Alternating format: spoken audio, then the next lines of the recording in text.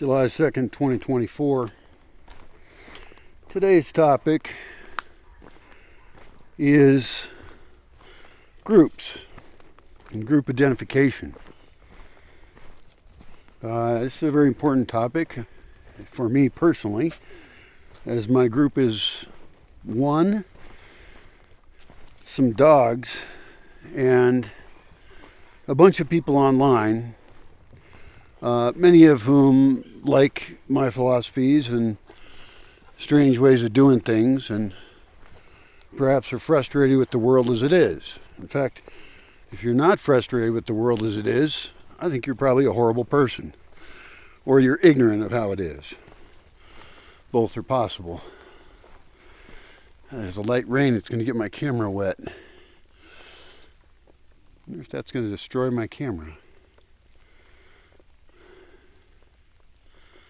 Shit. I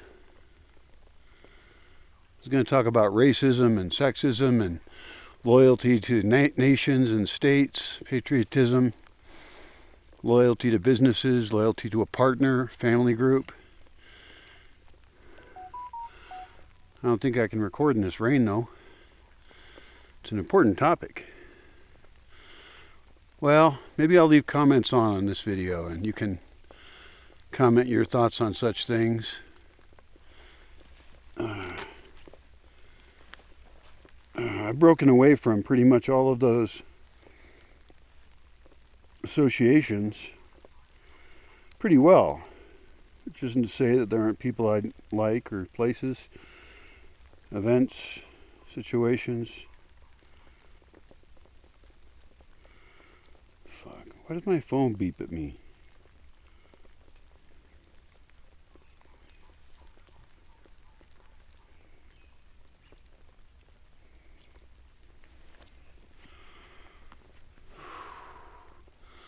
Alright, I guess I'm out. I can't do the rain.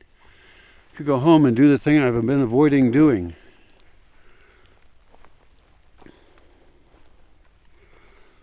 That would be pretty bright. It might save my life.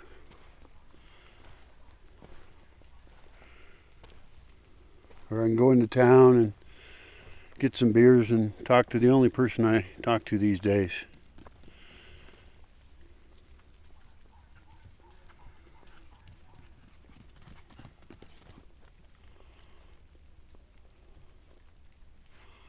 There's a certain freedom in breaking away from everyone.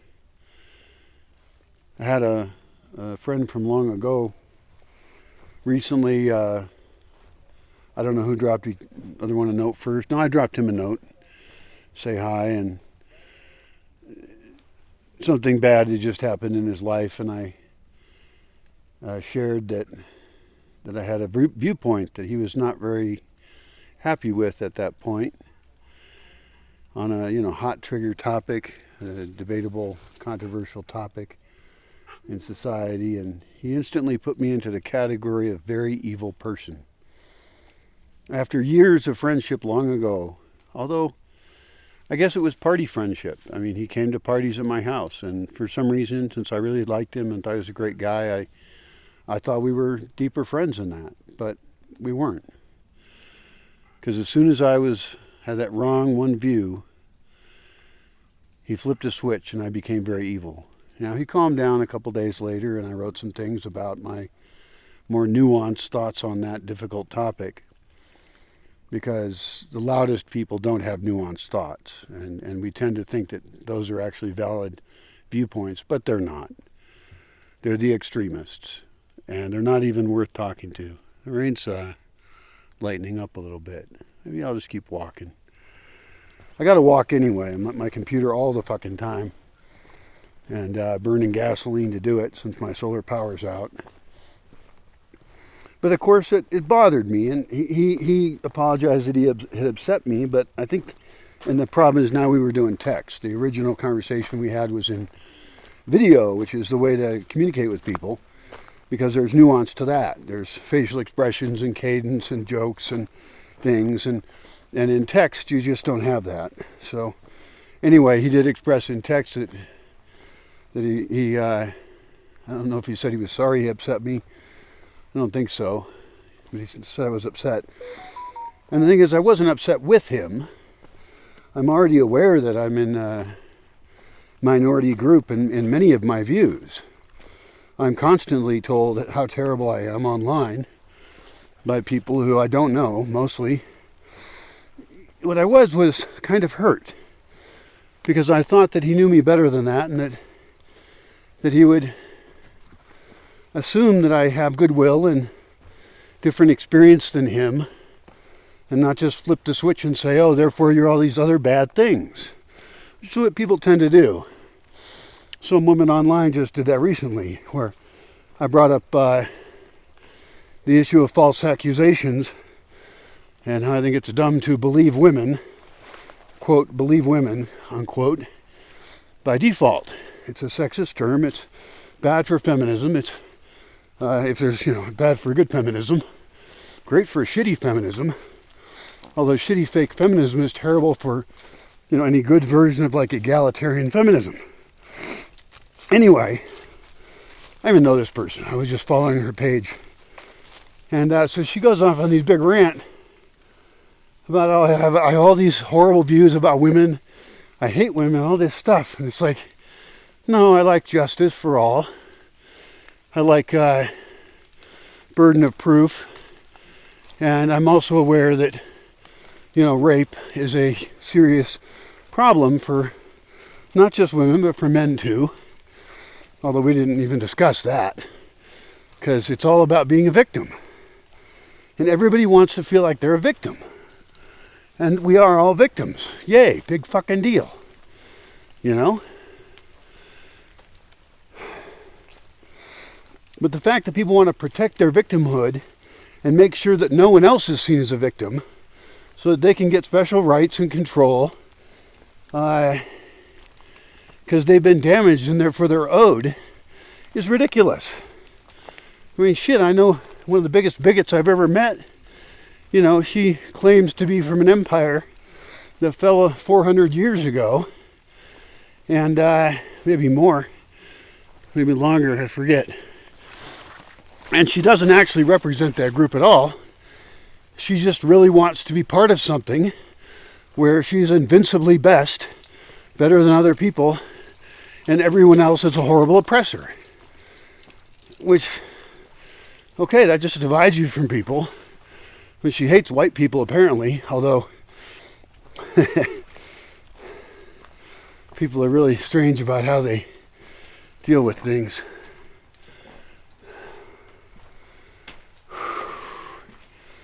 Should I even go out? I'm going to get dumped on.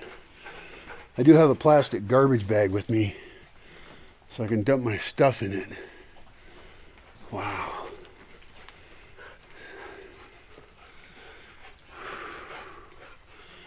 Group identity.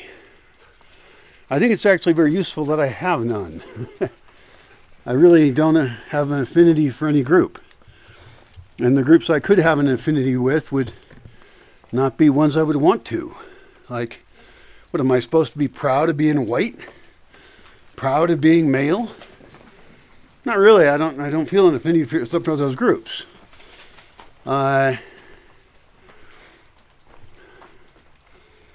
I supposed to be proud of being heterosexual? I don't really care, and I don't care if people aren't any of those things.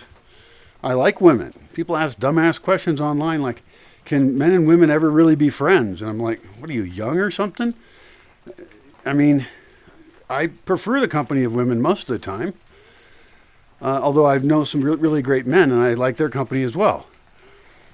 I don't like the stereotypes of either the worst of women or the worst of men. They're both horrible. So I just don't even give a fuck about this gender bullshit. And then the race thing is just a joke too. I'm a culturist, very much so, in an extreme one. And I have cultural views that make me an extreme minority since I reject almost all the culture of the world. But I don't care what color someone's skin is at all. There's no color of skin I don't like. Culture matters. Ethics matter.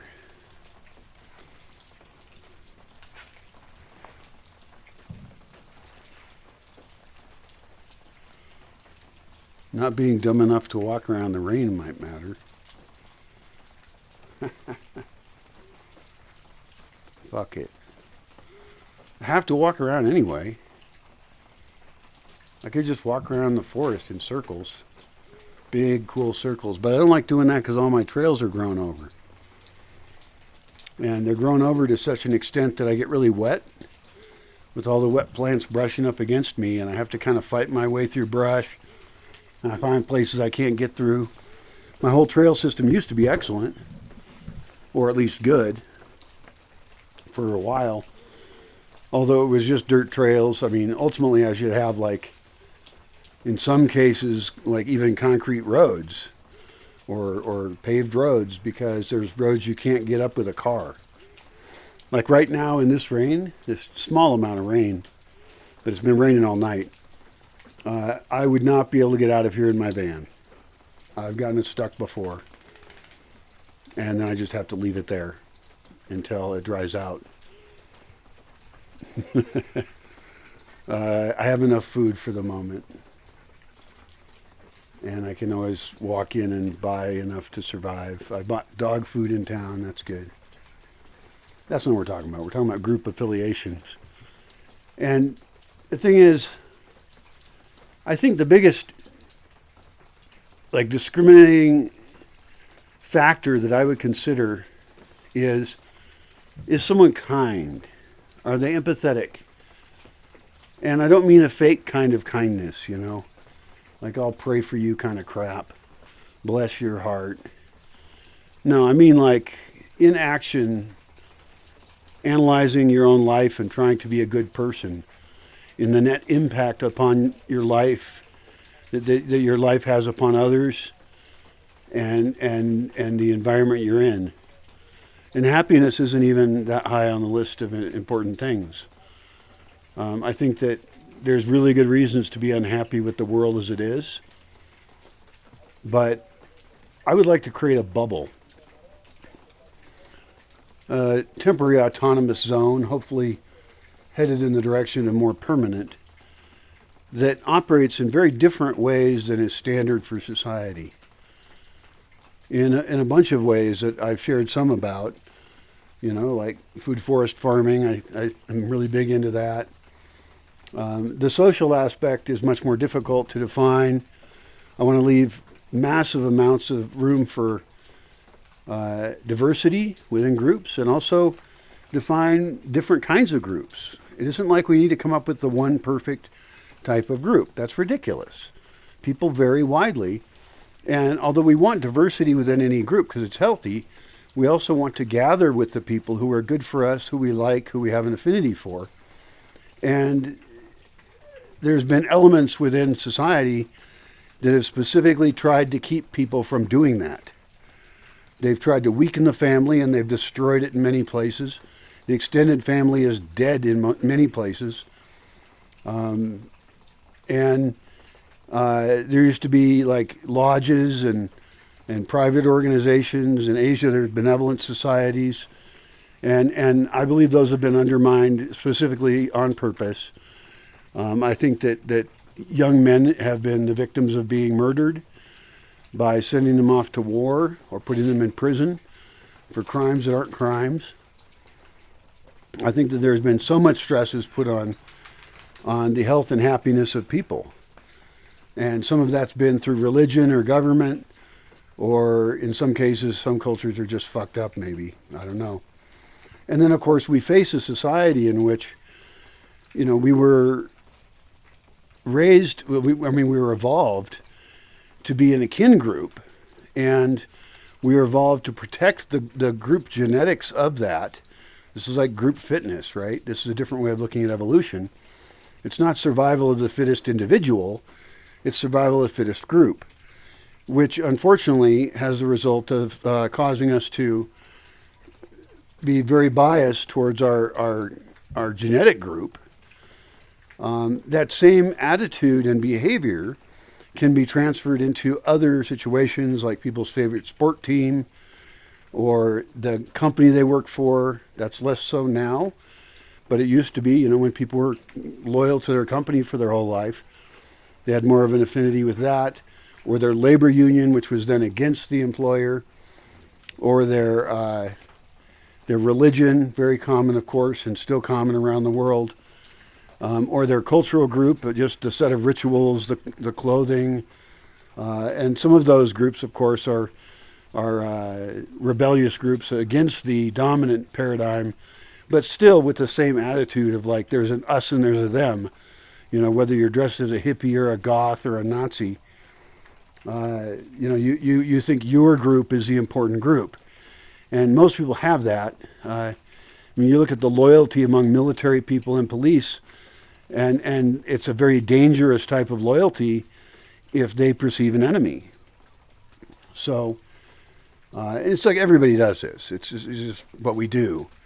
And I would like to break that apart, or perhaps if it is not possible to break it apart, to gather people who tend to be individualistic into an artificially defined set of values and goals that actually are good for the survival of humanity and for also our individual happiness and fulfillment, that are good for, how we raise children, that are, making the earth flourish with life instead of killing it off.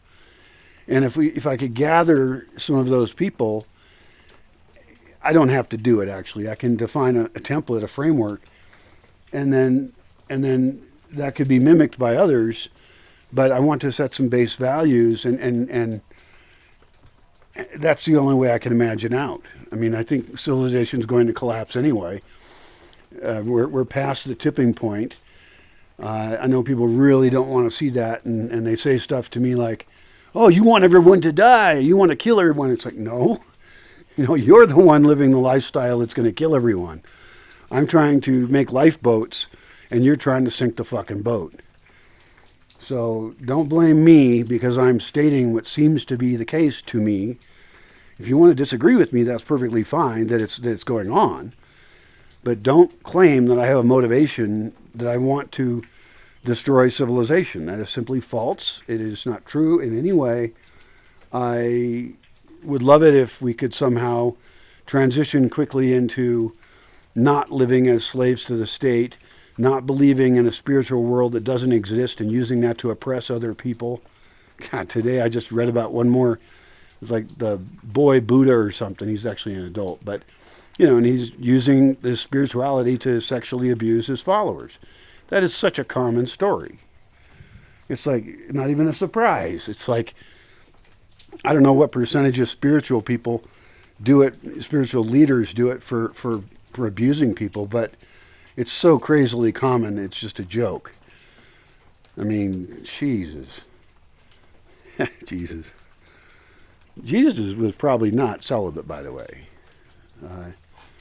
Anybody walking down the beach by some fishermen and saying, hey, follow me and leave your wives and stuff. Well, he was either gay or bi, would be my guess. Someone's going to be offended by that. Why? Is it bad that Jesus was open sexually, probably? Of course, if Jesus even existed. I mean, it's a story, right? So who knows what actually happened.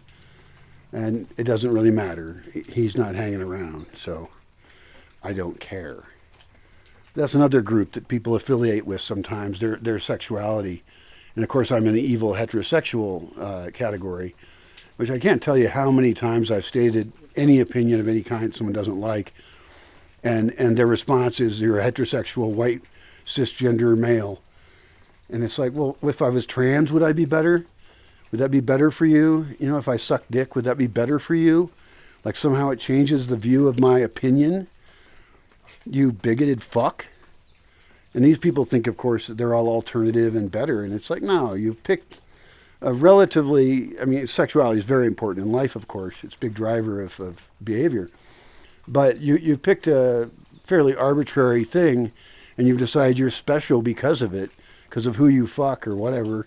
And you've got your letter in the alphabet soup of, let's discriminate against these people and have these people be considered good. Those people, LGBT, etc., it gets really long if you add all the letters. It's like they don't necessarily share any particular views. And even if you look at gay people, there's all kinds of them. Just because you like to fuck the same gender lesbian or gay, doesn't mean you're somehow magically a better person. You know, it's ridiculous. But they act like that. And they act like that. I'm not getting on their ass at all, in particular. I'm getting on everyone's ass because everyone does that. They all have these groups that they create, and then they hate the people who aren't in that group. It's like hate is the default. And when I talk about how we're evolved, maybe that is true. We were evolved to be frightened of other groups. It makes sense. Makes a lot of sense. But I think we can instead transfer that same kind of loyalty, the loyalty that the state wants you to have to it, which is terrible choice to identify with your government. They should be public servants serving the people. They should not be powerful people above you in any sense.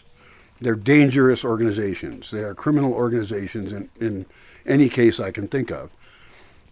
But instead, have an affinity for people who have your same ethics, who like your lifestyle that you enjoy at that time in your life, and maybe that will change over time. In fact, as you age, it probably will. The values and interests of an adolescent or a person in their 20s are going to be different, perhaps, most likely, than someone in their 60s. That's fine. But there can be a base of respect for others.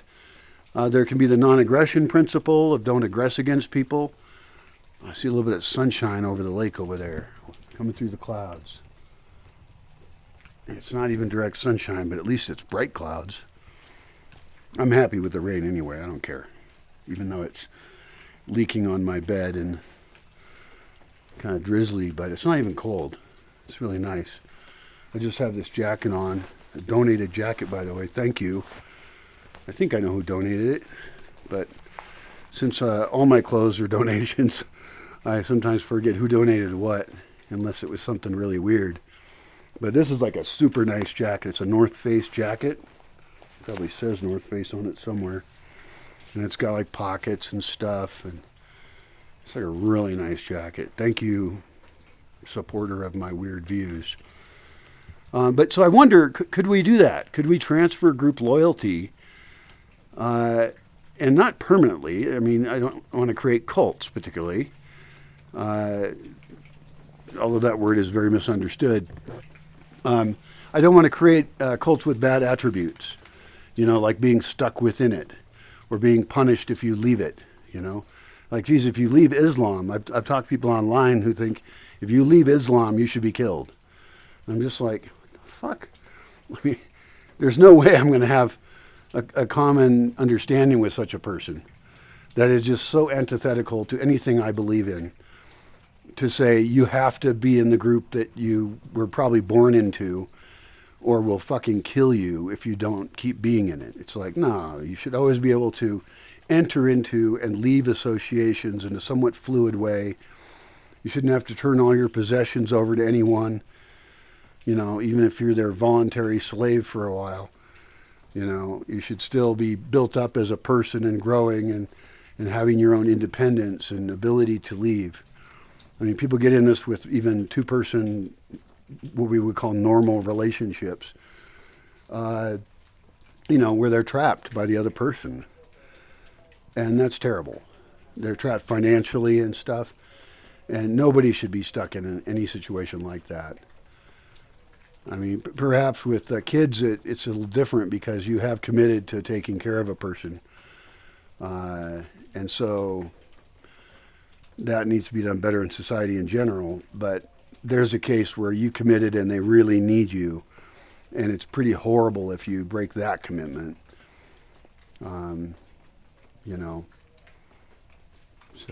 But we live in a confused world now. We don't live in the world we evolved to be in.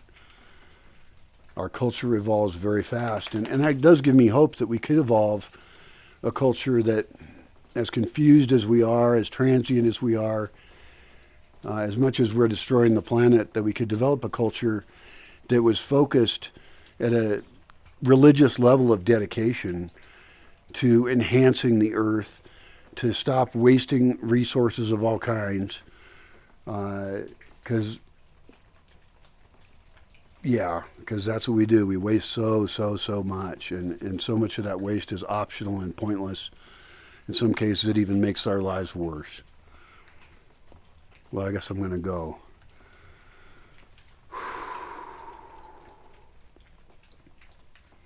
Where do I go? Fuck it, I go to town. I gotta walk.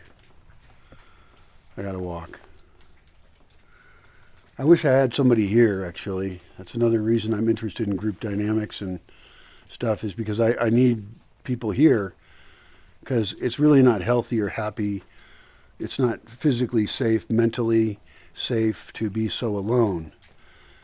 Uh, I am getting more and more uh, messed up from being alone too long, and I'm frightened as hell of having people here, since the agreements I've had with people often have been a net loss and sometimes dangerous to me. So my thinking is, how do I collect the top 2% of people by my values and just invite them here? Because I don't want to set up a tourist thing. I don't want to set up a thing with people coming in and telling me how I have to live. I don't want to invite people with a bunch of anger issues, they get all upset when they don't get exactly what they want out of you. I think everybody else should be their slave. I want good people. That's a very short 4-letter word, good, and very hard to define what that means, but I'm working on that. I might even have it figured out. I think I have it figured out at this point. But we'll see if I actually do the work and make it. I know I'm not alone in the world. A lot of people very frustrated out there. A friend of a friend even killed herself. Don't know why. I didn't know her well. Just an acquaintance. And young person. And that makes me kind of sad, because people in the situations they're in all around the world that are frustrated in their culture, that are lonely, even if they have people around them, they need solutions. And I've spent the last 20 years in the forest thinking about this stuff, and many years before that as well. Having parties, going to festivals, and hosting people here. And I've learned a lot. And some of it's hard to really state succinctly, but I believe it is necessary to define alternate cultures that people make a social agreement to, which means that they lose some of their freedom for that time. They should still be free to leave, but they make a social contract with people so that we can operate in a cohesive way and trust each other and be prosperous and safe and fulfilled. And I think that can be done. That's, hippie optimism. But I want to do it in a way that's very scientifically valid, that uses everything we really know, not just happy thoughts of like, let's all hold hands and assume everything's going to be okay, or fall for all of the, thousands of common problems that such community attempts have faced that we can learn from. And I've studied many communities, and I've watched many form and fail and seen how they're dysfunctional in different ways.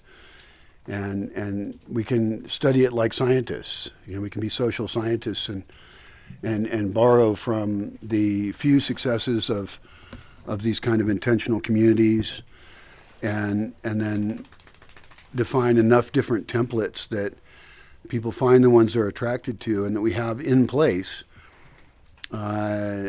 systems for handling things when they go wrong, which they will, but not be, bogusly optimistic. Like, very common. Almost every community effort is doomed from the start. I've seen them so many times. Like, they think there's going to be consensus decision making, and it's just like, no. Almost everything in the world has some form of hierarchy. I know it sounds bad because almost all hierarchical systems are terrible, But that's because almost all systems are terrible, you know. And hierarchy does actually work. It functions. That's why it is common. And I think that consensus decision making is usually fake. Behind the scenes, there's all kinds of alliances, and whether spoken or not, you know, based on whose interests align with whose and who's sleeping with who. And many times it's a cult of personality that just doesn't want to admit it. And so perhaps we just need to understand that, look at the downsides of what we don't like about those kind of situations, mitigate those problems, recognizing them, and then see what options we can try out. And we can do more rapid experimentation. I mean, that's how evolution occurs, is through changes in a system and seeing what survives better. And in this case, we could do more rapid evolution than ever before in the history of the planet. We can gather people from all over the world to be in an experiment together for a limited amount of time and see how it goes. And we can learn from that. You know, you look at the 60s or something, and there was no internet. There wasn't the same ability to share information. We had books and gurus and stuff like that. And it's like, those were very interesting attempts, and some of them still exist. Very few, very few. But many of them are still educational in what they attempted to do. And if we had a really rapid development cycle of bringing groups together and attempting to create, based on some really detailed templates, to create alternative cultures, we could do that.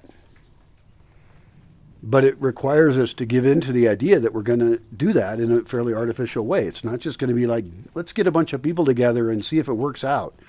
No, fuck that.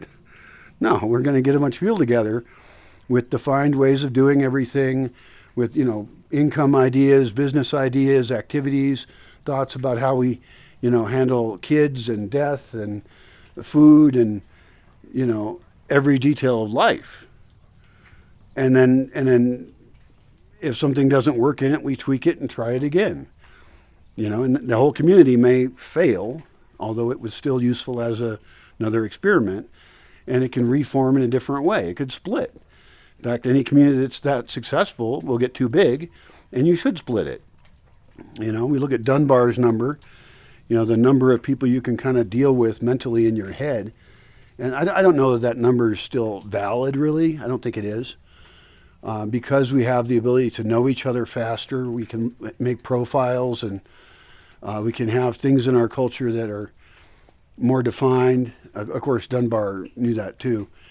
But we can do it in new ways. Things have just changed, and we can have decisions we've made be documented so that we don't have to just go and talk individually to a bunch of people or have a big group meeting. You know, we can just have the meeting, define it, and then if we need to, we'll drill down on details or special cases as they occur. But we don't start from nothing every time. And we certainly don't trust that people are inherently good. No. People are probably inherently selfish. Although, I mean, I guess when we're talking about group dynamics, they're often selfish for their group, which is just as bad as being individually selfish. And we can identify problem people and simply refuse to deal with them, which is most people. They're too damaged. And maybe we can make some efforts at reforming people. Certainly, we all need that. I need that. I'm a mess, you know, and I'll be honest about it. Well, not in detail to you, because I don't know you, but it's not your business. But you know, we all need to have ways to interpersonally get beyond the standard conflicts that we have. So, well, good luck to you in whatever situation you're in doing that. I'll try and figure out what I can and see what happens. Good luck to you.